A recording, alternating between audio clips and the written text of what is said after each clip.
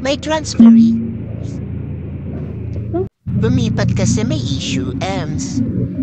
Or di kaya bobo siya. Baliw, lumipat kasi pangit. Tapos mabaho siguro, haha. Mga utak mo, uy. Lumipat siya kasi nagjowa ng prof, haha. Hi, nag-transfer ako kasi mas malapit sa place ko. Stop spreading fake news things.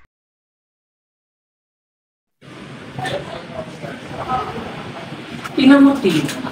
Alam mo yung gano'n po kung bakit yung hindi kailangan mag-chat din. Ikaw mo, di ba? Ikaw daw ang public banting. At sa mga banting yan ang hinulog sa kanal.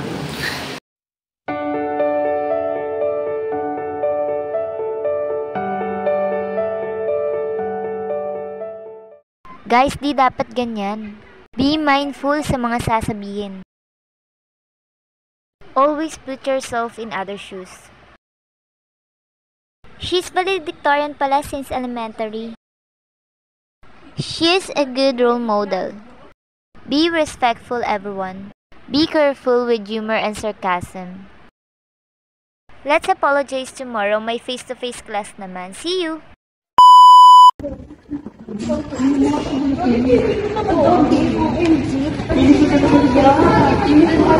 Balita ka doon.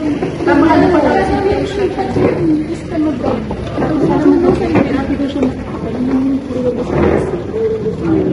Di ba, babe? Narinig ko ano narinig ng pagdala nila. Lipstick. Grabe naman kayo. Ganyan pa talaga yung mga ugali niyo. Porque wala yung tao dito is ganyan yun na siya musmukan. Babe, kasi di masyado kayo, bibiro-biro na kayo. Ang sensitive niyo, babe. Pero ano naman kasi. Saka di naman kayo kasali sa usapan. Hindi naman tama yun. Kasi wala naman siya yun. Tapos mag-uusapan. Hindi kaya nga biro, babe. Hindi naman dapat ginagawang biro yung mga ganyan. Grabe na kasi ugali niyo. Hindi kasi, pero kung mapanggap mabait, babe. Ano na sasabi mo? Babe, biro na kasi yung biro. Masyado kasi seryoso, babe. Hindi naman kasi ginagawang biro yung mga ganun bagay.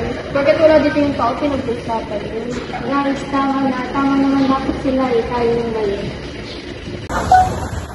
Yan, tingnan niyo, pati kasama niyo, alam naman niyo yung mga ginagawa. Eh, biro na pala yung bakit sa sabi sa iyo.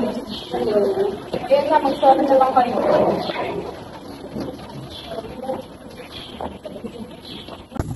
Sorry po pala sa sinabi namin sa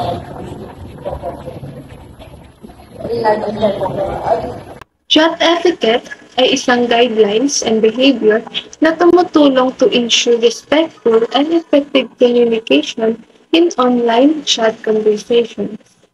At ito ang mga example or ways to be polite and respectful in chat conversation. Una, ang greet.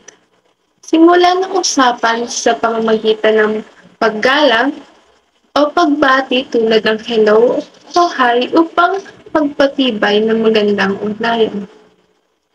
Second, pagpapakilala or to introduce yourself. Kung ito ang unang pagkakataon mo ay pag-chat sa isang tao, ipakilala ang iyong sarili ng maikli upang malaman nila kung sino ka. Pangatlo, state how you got the person's contact. Example, nakuha ko ang iyong contact mula sa aking kaibigan na si Maricar. Sinabi niya na maaari kang tumulong sa aking project. Number 4. Go straight to why you're reaching the person even if the person hasn't read or replied your first free message.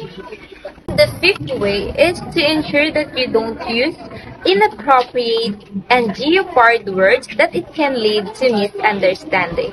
And the last way on how to be polite and respectful through online is to wait for the reply of the person that you message. Being polite and respectful to others can cause a positive relationship to everyone.